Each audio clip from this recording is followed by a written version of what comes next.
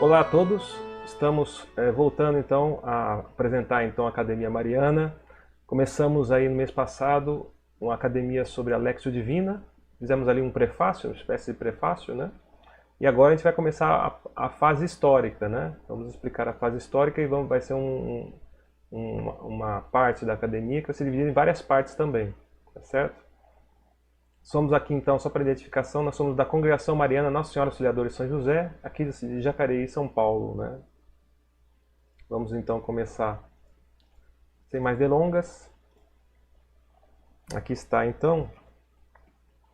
Vamos começar essa fase histórica, né? A partir dessa academia então a gente vai falar sobre os primórdios, a evolução histórica da Léxio Divina, né?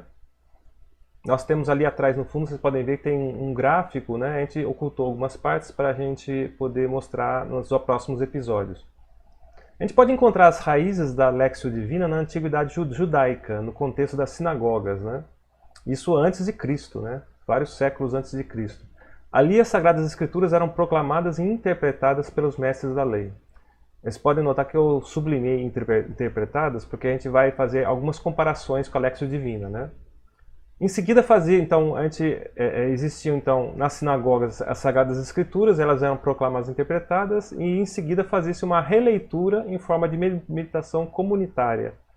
Então um exemplo aparece no livro de Neemias. O livro de Neemias foi escrito ali em torno no final do século III, né, para o século IV, ano 300 mais ou menos, né? Vamos ler esse trecho do capítulo 8 do livro de Neemias. Todo o povo se reuniu então como um só homem na praça que ficava diante da porta da água, e pediu a Esdras, o escriba, que trouxesse o livro da lei de Moisés, que o Senhor havia prescrito a Israel. O sacerdote Esdras trouxe a lei diante da assembleia de homens, mulheres e de todas as crianças que fossem capazes de compreender. Esdras abriu o livro à vista do povo todo. Ele estava, com efeito, elevado acima da multidão. Quando o escriba abriu o livro, todo o povo levantou-se. Esdras bendisse o Senhor, o grande Deus. Ao que todo o povo respondeu, levantando as mãos. Amém, amém. Depois inclinaram-se e prostraram-se diante do Senhor, com a face por terra. Vamos então selecionar esse trecho, né? Antes da leitura do Torá, a gente vai fazer algumas comparações agora com a Léxio Divina, né? Em relação a esse trecho de Neemias. Antes da leitura do Torá, o Senhor era louvado, que é uma condição similar àquela da Léxio Divina, onde se invoca o Espírito Santo. Bom, antes de tudo a gente fala o que é o Torá, né? Ali tem um trecho que a gente vai ler. Quando o escriba abriu o livro, todo o povo levantou-se. Esdras bendisse o Senhor, o grande Deus, ao que todo o povo respondeu, levantando as mãos. Amém, amém. Depois inclinaram-se e prostraram-se diante do Senhor, com a face por terra. Que livro é esse? É o livro da lei de Moisés, que também é chamado Pentateuco ou Torá. Consiste nos livros bíblicos de Gênesis, Êxodo, Levítico, Números e Deuteronômio. Esses eram os livros que eram lidos então lá na comunidade, né? Bom, a gente pode notar então que havia um louvor antes da própria leitura em si, né? E o que acontece algo parecido também na Léxio Divina. A gente vai explicar como é feita a Léxio Divina, a prática da Léxio Divina, em outros episódios, né, dessa academia, mas a gente diz que para a Léxio Divina você invoca o Espírito Santo antes de começar a leitura. Então é algo semelhante, né? Vamos prosseguir então. Liam distintamente no livro da lei de Deus e explicavam o sentido de maneira que se pudesse compreender a leitura. Então aí tem uma outra característica, só que aí é uma distinção que a gente faz, né? A natureza interpretativa da prática judaica se distingue da contemplativa, que é a característica da Léxio Divina. A Léxio Divina não é um estudo, a Léxio Divina não é uma interpretação. A Léxio Divina é uma contemplação, né? É você se colocar na cena, no lugar daquilo que você está lendo, né? Então não trata-se de interpretação. Vamos avançar um pouco mais. E todo o povo se foi para beber e comer, dar poções aos pobres e entregar-se a grandes alegrias, porque haviam entendido o sentido das palavras que lhes foram explicadas.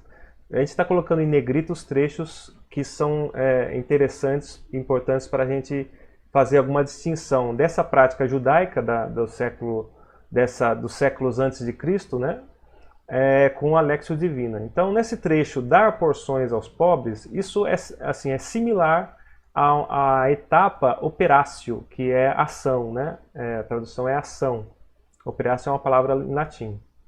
E essa etapa operatio, ela está presente em algumas formas da Lectio Divina, né? Que a Lectio Divina é mais conhecida por 4 degraus, né?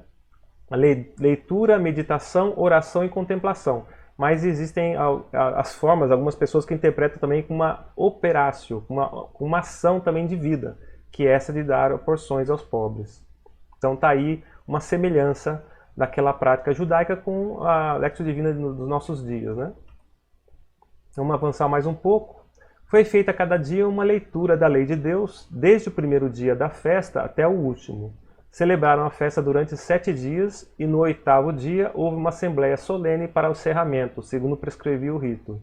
Então foi feita a cada dia uma leitura da lei de Deus. Os fiéis judaicos, eles assimilavam essas leituras e nelas meditavam, seguindo o esquema de falar, pensar e lembrar, como também observando certas exigências de assiduidade e dedicação do seu melhor tempo e humildade. Então tem assim, algumas etapas que eram usadas pelos fiéis judaicos, eram 3 etapas: falar, né? Falar a leitura, o que estava escrito nas Sagradas Escrituras, pensar nessas escrituras, que seria uma meditação, e o lembrar, né? Você fazer uma ruminação, você fazer uma continuidade daquilo que você leu no seu dia a dia, né? Constantemente, continuamente, né? Então essa também é alguma coisa que aproxima a Lectio Divina desses primórdios da origem, né? Da Lectio Divina, vamos dizer assim, não é bem uma origem, mas são os primórdios da onde algo começou a crescer a partir dali. Então, fazendo a leitura nessa forma, né, vamos voltar aqui, que é a etapa de falar, pensar e lembrar. Fazendo dessa forma, a leitura se tornaria agradável, purificaria o homem, né, naquela contínua lembrança que ele teria da leitura, a meditação, e afastaria do mal e faria progredir no mérito. A gente tem um outro trecho do livro de Josué: traze sempre na boca as palavras deste livro da lei. Medita-o dia e noite, cuidando de fazer tudo o que nele está escrito, e assim prosperarás em teus caminhos e serás bem-sucedido. Então, é assim que a comunidade judaica procedia naquela época, né? Então existe uma certa dificuldade em perceber a influência dessa herança judaica nas primeiras comunidades cristãs. Isso seria então depois de Cristo, né?